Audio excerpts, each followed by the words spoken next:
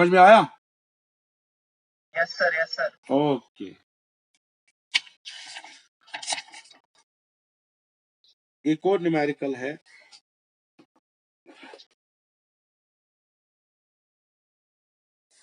a uniform chain of length 2 meters. A uniform chain of 2 meters is kept, chain of length, L-E-N-G-T, length 2 meter is kept on a table, such that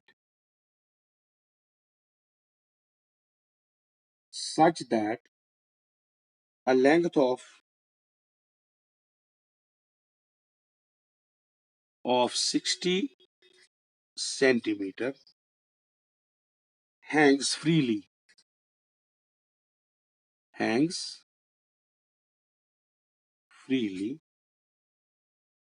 from the edge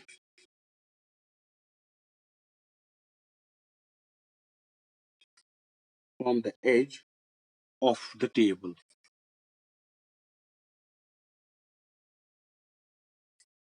From the edge of the table. The total mass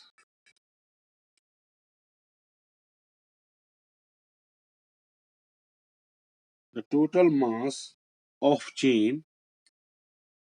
the chain is 4 kg. What is the work done?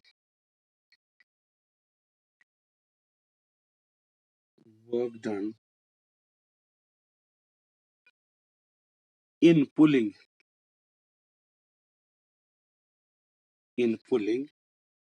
the entire chain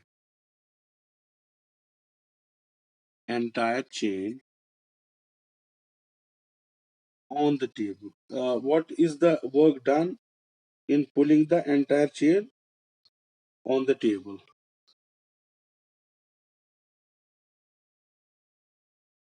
Question क्या है?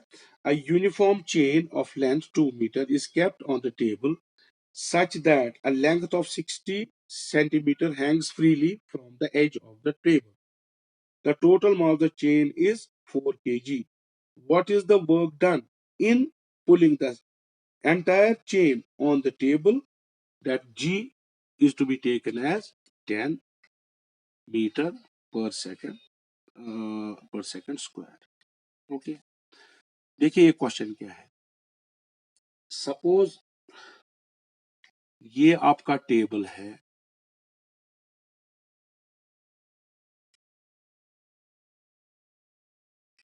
ये आपका table है, ठीक. इसमें एक chain लाई कर रही है, कुछ हिस्सा इस चेन का नीचे है,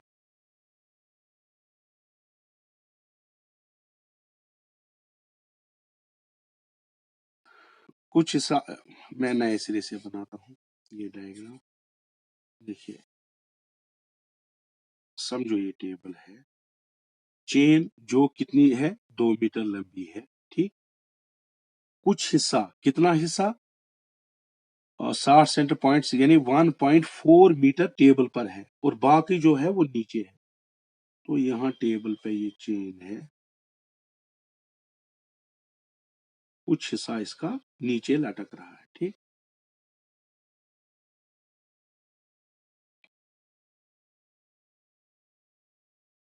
देखो ये क्या कह रहा है, लटक रहा है, hangs freely from the edge of the table. The total mass of the chain is 4 kg. ये जो सारी चेन है यहां से, मिसाल A से B तक, इसका पूरा मास कितना है 4 kg. What is the work done in pulling the entire chain on the table? सारी चेन को हमें पूरे टेबल पे ले आना है, इसको खींच के ऊपर ले आना. टोटल वर्क डन कितना होगा, ठीक है. अब जो चेन का पहले लिखेंगे solution. Mass of the chain, mass of the chain कितना है हमारा 4 kg। नाउ जो नीचे हिस्सा है, part of the chain hanging from the table,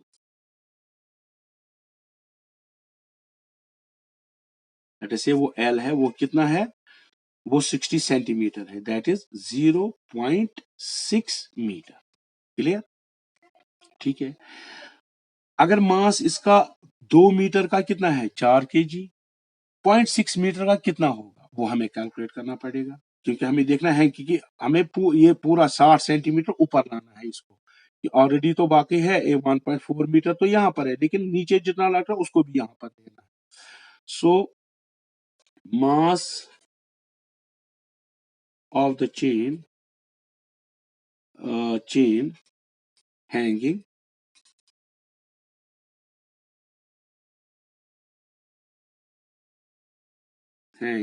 from the table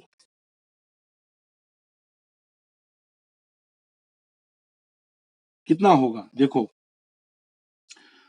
4 kg का 2 मीटर का मास 4 kg है, 1 मीटर का मास कितना हो, सो 1 मीटर का ऑटोमेटिकली होगा 2 kg।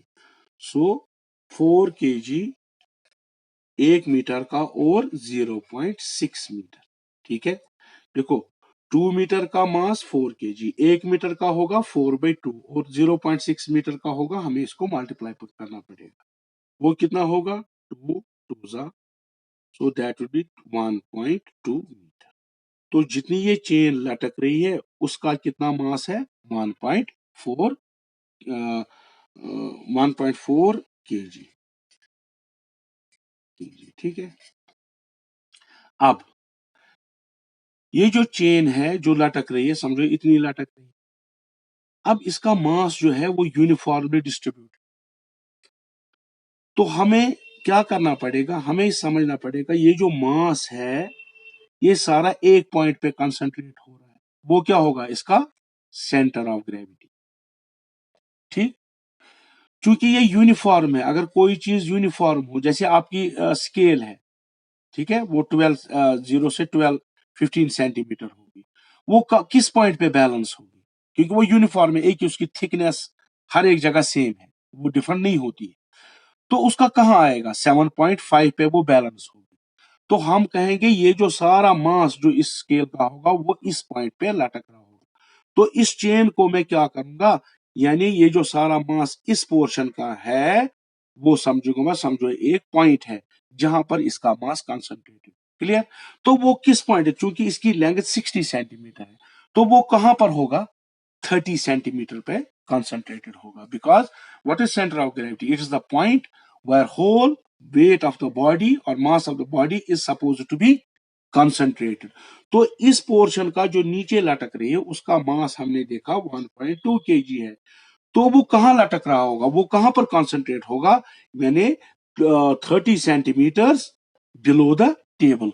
बाकी 30 सेंटीमीटर्स का हमने वो तो नहीं कंसिडर करना, क्योंकि इस पोर्शन का और इस पोर्शन का मास हम मानेंगे कि इस पे, जैसे हम मानेंगे कि ये एक चेन नहीं लटक रही है, ये एक बॉब लटक रहा है, ठीक, जिसका मास 1.2 kg है, तो उसकी लेंथ कितनी नीचे है, दैट इज 30 सेंटीमीटर। क्लियर? तो अब हमारे पास मास दिया गया है 1.2, ठीक, तो डिस्टेंस कितनी है 0.3 सेंटीमीटर 0.3 मीटर, और एक्सलेशन ड्यू टू ग्रेविटी कितनी है 10, तो वर्क डन हमें निकालना पड़ेगा। तो डिस्टेंस हमारी बन गई 30 centimetre, acceleration due to gravity हो गई 10 और मास हो गया इतना। So what will the work done, so work, ये समझ में आया? हाँ तारिक, तारिक क्यों, ये बात समझ, देखो जो चेन लटक रही है ना उसका मास हमने देखा, क्योंकि 4 मीटर का मास 2 मीटर का मास 4 kg है, तो 1 मीटर का ऑटोमेटिकली हो गया 2 kg, तो 60 सेंटीमीटर का कितना हो गया 1.2। अब ये मास चूंकि हर एक जगह है, तो हम कहां से लेंगे इसको, तो हम मानेंगे ये जो मास लटक रहा है उसका हम सेंटर ऑफ ग्रेविटी लेंगे, तो ये सारा जो चेन का मास जो लटक रही है वो एक पॉइंट पे है। वो कितना लटक रहा है? वो 60 सेंटीमीटर है। तो इसका मिड पॉइंट क्या आएगा? 30। ठीक। तो जब तो हम मानेंगे ये जो चेन 60 सेंटीमीटर लटक रही है उसका सारा मास 30 centimetre below the table concentrated है। तो हमें कितना लेना है उसको ऊपर? 30 सेंटीमीटर मान के चलना है। ठीक। So work done will be equal to, mass कितना हमारा है उसका? 1.2 kg, जितना उस जो चेन लटक रही है। अब डिस्टेंस कितनी है? 0.3। ठीक है ना? 30 सेंटीमीटर लटक रही है। और एक्सीलरेशन है तो 60 सेंटीमीटर, लेकिन मास कहां कंसंट्रेट होगा? 30 सेंटीमीटर, इसलिए हमने लिया 0.3 मीटर। और एक्सीलरेशन ड्यू टू ग्रेविटी कितनी है? 10 मीटर। ठीक। सो ये होगा इतना joule. So this will be, इसको मल्टीप्लाई करो तो ये 10, 3 3 2 6, 3 1 3, इट विल बी 3.6 जूल। ये क्लियर हो गया सभी को? Yes sir. नहीं, और तो कोई बात ही नहीं कर रहा है ना? और भी कोई बात करो ना। हाँ हाँ, वन सा करो। चलो, तो मैं सिखाऊंगा। देखो, समझो